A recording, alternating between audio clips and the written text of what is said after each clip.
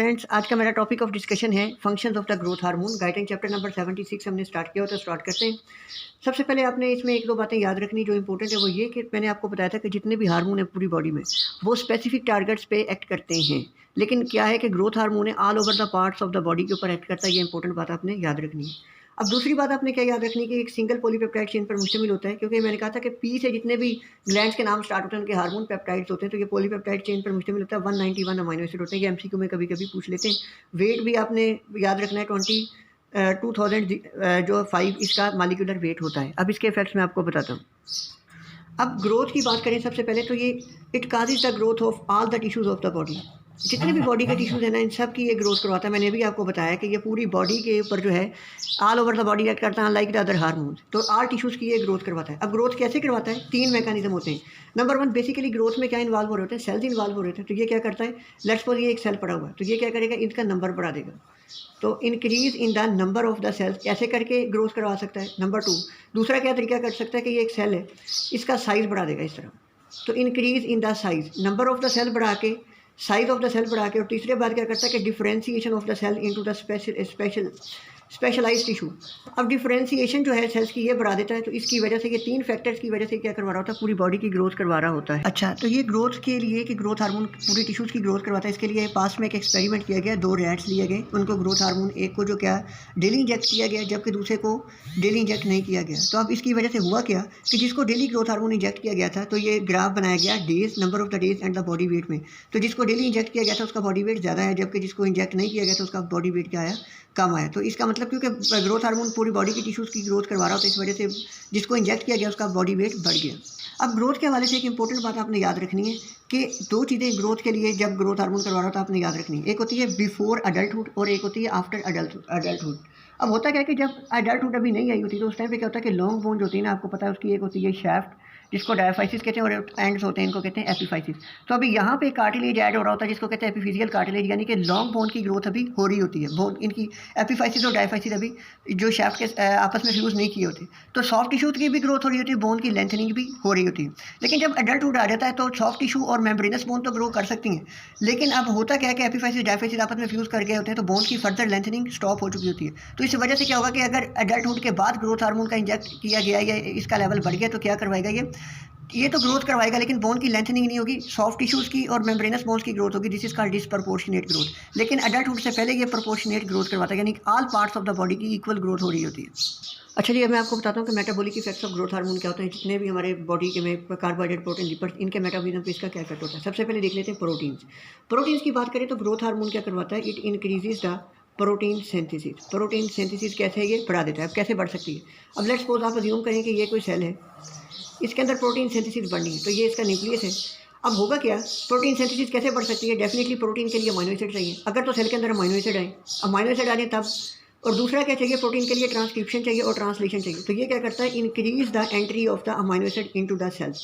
अब जो amino acid ये बाहर पड़े हुए हैं, इनको उठा उठा के ये क्या करता है, सेल के अंदर इसको भेजता है ताकि ज़्यादा से ज़्यादा इनको यूटिलाइज किया जा सके प्रोटीन सिंथेसिस के लिए। नंबर 1। नंबर 2 पे क्या करता है कि अब यहाँ पे पड़े हुआ जीन, अब जीन्स ट्रांसक्राइब होकर मैसेंजर आरएनए बन के साइटोसोल में आता है, यहाँ पे इसकी फिर होती है ट्रांसलेशन, तो ये ट्रांसक्रिप्शन को बढ़ा देता है। अब ट्रांसक्रिप्शन ज़्यादा होगी, मैसेंजर आरएनए ज़्यादा बनेगा। अब अगर विटामिन्स, एंजाइम्स और अमीनो एसिड अवेलेबल हैं तो ये ज़्यादा से ज़्यादा ट्रांसलेट होगा। और अल्टीमेटली तीसरा इफेक्ट ये क्या करता है कि जब मैसेंजर आरएनए बना होता है, इससे अब पॉलीपेप्टाइड चेन आगे बननी होती है, तो पॉलीपेप्टाइड चेन सिंथेसिस भी बढ़ा देता है, ट्रांसलेशन बढ़ा देता है। तो कैसे प्रोटीन सिंथेसिस बढ़ाता है, increase uptake of the amino acid into the cells. Number 2 क्या करता है कि ट्रांसक्रिप्शन को बढ़ा देता है। नंबर 3 क्या करता है, ट्रांसलेशन को बढ़ा देता है। अब एक बहुत इंपॉर्टेंट बात है, वाइवा में पूछ लेते हैं आपसे कि इंसुलिन लाइक एक्शन होता है ग्रोथ हार्मोन का, क्या है, इंसुलिन भी क्या करता है, अमीनो एसिड की ट्रांसपोर्ट करवाता है into the cells, growth hormone भी ये करवाता है। अगर वाइवा में पूछ लें कि इंसुलिन और ग्रोथ हार्मोन में कोई सिमिलरिटी है तो आपने ये बता देना है कि ये transport of the amino acid within the cells करवाता है। और तीसरी बहुत इंपॉर्टेंट बात है कि जो नई प्रोटीन है उनको तो सिंथेसाइज करता है, उसके साथ साथ क्या होता है कि जो बॉडी की पहली प्रोटीन पड़ी है उनकी डिग्रेडेशन को रोकता है, कैटाबॉलिज्म को डिक्रीज करता है। इंक्रीज प्रोटीन सिंथेसिस, डिक्रीज जो होता है डिग्रेडेशन डिक्रीज कैसे करता है। अब ये बहुत इंपॉर्टेंट बात आपने याद रखनी, डिग्रेडेशन ये कैसे रोकता है। अब होता क्या है कि बॉडी पे जब भी कोई स्ट्रेस आता है, जब भी बॉडी को एनर्जी चाहिए, तो डेफिनेटली बॉडी ने तो फ्यूल के तौर पर यूज़ करना है, प्रोटीन को ब्रेक डाउन करवा सकती है। चांस है कि बॉडी प्रोटीन को ब्रेक डाउन करवाए। लेट्स सपोज ये पॉलीपेप्टाइड चेन है, बॉडी इसको ब्रेक डाउन करवाए और इससे फ्री अमाइनो एसिड रिलीज़ करे और अमाइनो एसिड को एनर्जी के तौर पे यूज़ कर ले। लेकिन अब ये ग्रोथ हार्मोन क्या करता है, बॉडी को कहता है कि तुम ऐसे करो, ये एडिपोज टिश्यू में से फैटी एसिड निकाल के सर्कुलेशन में डाल देता है ताकि फ्री फैटी एसिड का लेवल बढ़ जाए। और इसका फ़ायदा ये होता है कि बॉडी अमाइनो एसिड की बजाय फैटी एसिड को एनर्जी के तौर पर यूज़ कर लेता है। जब अमाइनो एसिड यूज़ ही नहीं होते तो डेफिनेटली प्रोटीन की ब्रेकडाउन कम हो जाएगी। इसलिए ये क्या करता है, ये बॉडी को कहता है कि प्रेफरेबली ये चाहता है कि बॉडी प्रोटीन को यूज़ ना करे, प्रोटीन बची है बॉडी में फैट जो पड़ा है उसको बॉडी एनर्जी के तौर पर यूज़ कर ले। इसलिए जब फैट यूज़ हो जाता है तो अमाइनो एसिड की ज़रूरत ही नहीं रहती कि अमाइनो एसिड आए अब। तो इसलिए क्या होता है कि अब अमाइनो एसिड बढ़ जाते हैं, प्रोटीन का कैटाबॉलिज्म डिक्रीज हो जाता है। तो इसलिए क्योंकि प्रोटीन नहीं सिंथेसाइज कर रहा है और कैटाबॉलिज्म को प्रिवेंट कर रहा है, इसलिए इसको कहते हैं प्रोटीन स्पेरर। ये बहुत इंपॉर्टेंट बात है, ये आपने याद रखनी है कि अगर पूछा जाए कि प्रोटीन स्पेरर कौन सा हार्मोन है, कोई प्रोटीन स्पेरर हार्मोन का नाम बताएं, तो आपने बता देना growth hormone is a protein sparer. अच्छा जी, अब इसकी इफेक्ट डिस्कस कर लेते हैं ग्रोथ हार्मोन का ऑन द फैट होता क्या है। अब मैंने आपको ऑलरेडी बताया कि इसने एक दो काम करने होते हैं कि ग्रोथ हार्मोन चाहता है कि बॉडी की प्रोटीन नई सिंथेसाइज हो जाए, पुरानी जो है जो बॉडी की प्रोटीन पड़ी हुई है उसका कैटाबॉलिज्म कम से कम हो। तो इसलिए क्या कहता है कि बॉडी एनर्जी के लिए प्रोटीन को ब्रेक डाउन की तरफ ना जाए, बल्कि क्या करे, फैट्स को एनर्जी के तौर पर यूज़ कर ले। तो ये जो चाहता है कि फैट्स को ज़्यादा से ज़्यादा एनर्जी के तौर पर यूज़ किया जाए, इसलिए ये क्या करता है कि ये इंक्रीज़ करवा देता है mobilisation of the fatty acid from the adipose tissue. Mobilisation जो है ये फैटी एसिड की बढ़ाता है। जब mobilisation of the fatty acid बढ़ेगी तो अल्टीमेटली क्या होगा कि सर्कुलेशन में फ्री फैटी एसिड का लेवल जो होगा इंक्रीज़ हो जाएगा। जब फ्री फैटी एसिड का लेवल इंक्रीज़ होगा तो अल्टीमेटली फैटी एसिड का क्या फ़ायदा अगर वो यूज़ ना हो सके, तो ये क्या करवाता है, increase use of the fatty acid, यानी कि फैटी एसिड को ज़्यादा से ज़्यादा यूटिलाइज़ करवाता है। और आपको पता है कि जब फैटी एसिड यूटिलाइज हो तो इससे क्या बनता है, ज़्यादा से ज़्यादा एसिटाइल को ए जो है ये बनता है। तो ये क्या करवाता है, mobilisation of the fatty acid करवाता है, increase level of the free fatty acid ये कर देता है। और तीसरा क्या करता है, increase the utilisation of the fatty acid, और अल्टीमेटली क्या करवा देता है, एसिटाइल को ए प्रोड्यूस करवा देता है। तो ये भी एमसीक्यू आपसे पूछा जा सकता है वाइवा में कि preferable source of the energy in case of the growth hormone. अगर ग्रोथ हार्मोन एक्ट करे तो प्रेफरेबल सोर्स ऑफ एनर्जी क्या होता है, फैट्स होता है। फैट्स को क्योंकि ये मोबिलाइज करवाता है और यूटिलाइजेशन फैट्स की बढ़ाता है। अब दो क्लिनिकल इंपॉर्टेंस है इस बात की, इस आपने बात याद रखनी है कि डेफिनेटली मैंने आपको बताया कि एडिपोज टिश्यू में से जैसे ही ग्रोथ हार्मोन आएगा ये उठा के फैटी एसिड मोबिलाइज करवा के सर्कुलेशन में डालता रहेगा। अगर ग्रोथ हार्मोन का लेवल बहुत ज़्यादा हो जाए तो ये क्या करवाएगा, बहुत ज़्यादा मोबिलाइजेशन करवाएगा। जब ये मोबिलाइजेशन ज़्यादा करवाएगा तो अल्टीमेटली क्या होगा कि फ्री फैटी एसिड का लेवल बहुत ज़्यादा बढ़ जाएगा लीवर में। तो ये क्या कंडीशन क्या काज कर देगी, it leads to the fatty liver. Fatty liver हो जाता है excess of the growth hormone में। और दूसरी बात क्या हो सकती है, मैंने आपको ऑलरेडी बताया था कि ये ग्रोथ हार्मोन जो क्या करवाता है, utilisation of the fatty acid करवाता है और एसिटाइल को एक ही ब्रेक डाउन करवाता है। जब एसिटाइल को बहुत ज़्यादा होगा, इनिशियली तो एसिटाइल को लीवर इसको ऑक्सीडाइज करता रहेगा, लेकिन बाद में क्या होगा कि एसिटाइल को की जब oxidative capacity of the liver से एक्सीड करेगा तो क्या होगा, अल्टीमेटली ये किस में जाना शुरू हो जाएगा, कीटोन बॉडी सिंथेसिस की तरफ जाना शुरू हो जाएगा। कीटोन बॉडीज़ कौन सी होती हैं आपकी बॉडी में, तो मेजर ये क्या करता है,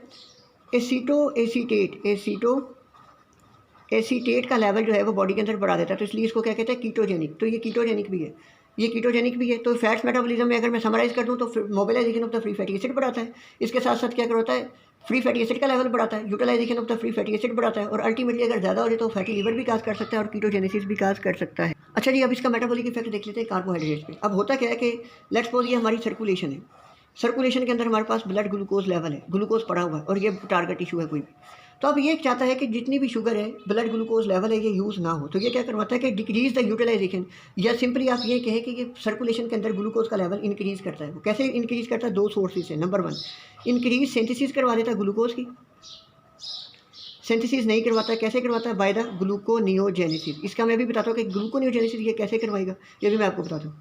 दूसरी बात ये क्या करवा देता है, decrease utilisation of the glucose. अब ये जो क्या होता है कि खासतौर पे एडिपोज टिश्यू और जो होते हैं हमारे स्केलेटल मसल, इनके अंदर ग्लूकोज एंटर होगा तो यूटिलाइज होगा। तो ये entry of the glucose into the cells इसको डिक्रीज कर देता है। ग्लूकोज जब यूज नहीं होगा, सेल के अंदर जाएगा नहीं, तो सर्कुलेशन में इसका लेवल बढ़ता रहेगा। Number two, gluconeogenesis by the liver, इससे इसकी सिंथेसिस क्या करवाता रहता है, बढ़ाता रहता है। और तीसरी बात ये क्या करवा देता है कि इंसुलिन की सिक्रीशन भी बढ़ाता है, इंसुलिन की सिक्रीशन भी बढ़ा देता है। क्यों, अब मैं आपको बताता हूँ। अब डेफिनेटली देखिए, जब ग्लूकोज यूज़ नहीं हो रहा, ग्लूकोज का लेवल बढ़ेगा तो इंसुलिन तो खुद ब खुद आएगा ताकि ग्लूकोज का लेवल मेंटेन किया जाए। तो इंसुलिन की सिक्रीशन पे बढ़ा देता है। इंपॉर्टेंट बात याद रखनी है कि कभी कभी क्या होता है कि ग्रोथ हार्मोन जो होता है, growth hormone induced insulin resistance भी ये काज कर देता है। अब ये इंसुलिन रेजिस्टेंस क्यों होती है, ग्रोथ हार्मोन की वजह से। कैसे होती है, इसका मैकेनिज्म मैं आपको बताता हूँ। अब देखिए, नॉर्मली हमें पता था कि इंसुलिन, अगर ये एक सेल है ना बॉडी का, लेट्स सपोज ये बॉडी का सेल है, ये ग्लूकोज को यूटिलाइज करवा सकता है। ये बाहर ग्लूकोज पड़ा है, तो इंसुलिन जब आता था, इंसुलिन क्या करता था, इसको सेल के अंदर एंटर करवाता था, एंटर करवा के क्या करवा देता था, इसकी यूटिलाइजेशन करवा देता था। और अगर किसी सेल्स के अंदर, लेट्स सपोज ये सेल ए है और दूसरे सेल कोई ऐसा सेल था जहाँ पे अमाइनो एसिड से नया ग्लूकोज बन रहा था, तो ये इंसुलिन इसको भी क्या कर देता था, इनहिबिट कर देता था। तो अब ये growth hormone induce insulin resistance कैसे होती है कि ये इंसुलिन को जो है ना, ये दोनों एक्शन में अटेन्यूएट कर देता है। अटेन्यूएट मतलब डिक्रीज कर देता है रिस्पॉन्स। इंसुलिन आता है, इंसुलिन को सेल के अंदर ग्लूकोज को एंटर करवाने नहीं देता, ये इसका एक्शन डिक्रीज कर देता है। इंसुलिन की वजह से ग्लूकोज की एंट्री सेल में कम हो जाती है। नॉर्मली तो इंसुलिन क्या करवा रहा था कि इंसुलिन आता था, नॉर्मल एक्शन में इंसुलिन ग्लूकोज को उठा के सेल के अंदर डाल देता था, लेकिन ग्रोथ हार्मोन की वजह से इंसुलिन आएगा तो सही, लेकिन वो अपना एक्शन नहीं कर सकेगा, ग्लूकोज को सेल के अंदर एंटर नहीं करवा सकेगा। और दूसरा काम, लीवर के अंदर ग्लूकोनियोजेनेसिस, लीवर के अंदर जो इंसुलिन है ये इनहिबिट कर रहा होता था कि नया ग्लूकोज ना बने, तो इस एक्शन में भी इंसुलिन को ये अपोज करता है, इसको इनहिबिट नहीं करने देता। जब ये दोनों काम होंगे, इंसुलिन अपना एक्शन ही नहीं परफॉर्म कर पा रहा, तो ग्लूकोज का लेवल बढ़ा रहेगा। अब इंसुलिन तो आ रहा है, लेकिन ग्लूकोज का लेवल बढ़ा हुआ है, इसकी वजह से मोर एंड मोर इंसुलिन आएगा, लेकिन इंसुलिन काम नहीं कर सक रहा, तो बिल्कुल इस तरह के मैनिफेस्टेशन आएंगे जैसे कि टाइप 2 डायबिटीज़ मेलाइटिस में आते हैं।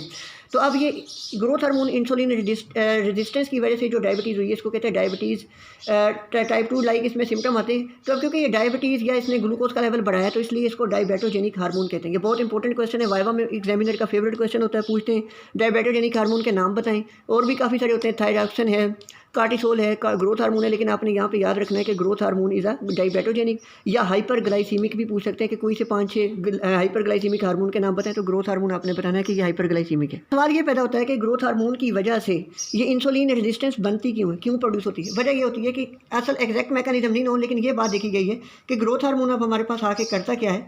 ग्रोथ हार्मोन जब आता है, ये फ्री फैटी एसिड का लेवल बढ़ा देता है। तो ये बात देखी गई, रिसर्च से बात ये सामने आई कि फ्री फैटी एसिड का जब कभी लेवल बढ़ जाए ना, तो ये इंसुलिन की रेजिस्टेंस, इंसुलिन का एक्शन जो है ना स्केलेटल मसल में और एडिपोज टिश्यू में कि ग्लूकोज की एंट्री करवाना, ग्लूकोज एंट्री, और दूसरा काम क्या होता है कि ग्लूकोज की जो है इनहिबिशन ऑफ द ग्लूकोनियोजेनेसिस। इन दोनों एक्शन में इंसुलिन का एक्शन कम हो जाता है अगर कभी प्लाज्मा में फ्री फैटी एसिड का लेवल बढ़ा हुआ हो, क्योंकि growth hormone free fatty acid का लेवल बढ़ाता है, इसकी वजह से इंसुलिन इंड्यूस रेजिस्टेंस डेवलप करवा देता है। इंपॉर्टेंट बात है, कभी आपसे पूछ लेते हैं कि ग्रोथ हार्मोन के साथ और कौन सा हार्मोन चाहिए जो ग्रोथ हार्मोन के एक्शन उसके बगैर नहीं हो सकते, तो जवाब है इंसुलिन। सवाल ये पैदा होता है कि इंसुलिन क्यों चाहिए। अब देखिए, ग्रोथ हार्मोन मैंने आपको बताया कि पूरी बॉडी में ग्रोथ करवा रहा है, तो ग्रोथ के लिए तो एनर्जी चाहिए। तो ग्रोथ हार्मोन को एनर्जी कहाँ से मिलती है, कार्बोहाइड्रेट मेटाबॉलिज्म से, और ये कार्बोहाइड्रेट मेटाबॉलिज्म को इन्हांस करने के लिए हमें चाहिए होता है इंसुलिन। इस वजह से इंसुलिन रिक्वायर होता है ग्रोथ हार्मोन के एक्शन में को इसकी हेल्प करने के लिए। और दूसरी मोस्ट इंपॉर्टेंट बात यह है कि मैंने आपको स्टार्ट में बताया था प्रोटीन सिंथेसिस में के इफेक्ट में कि जो इंसुलिन क्योंकि जो है ग्रोथ हार्मोन की तरह इसकी हेल्प करता है अमाइनो एसिड की एंट्री में इनटू द सेल, इसमें हेल्प कर रहा होता है, इसलिए इसको इंसुलिन रिक्वायर होता है।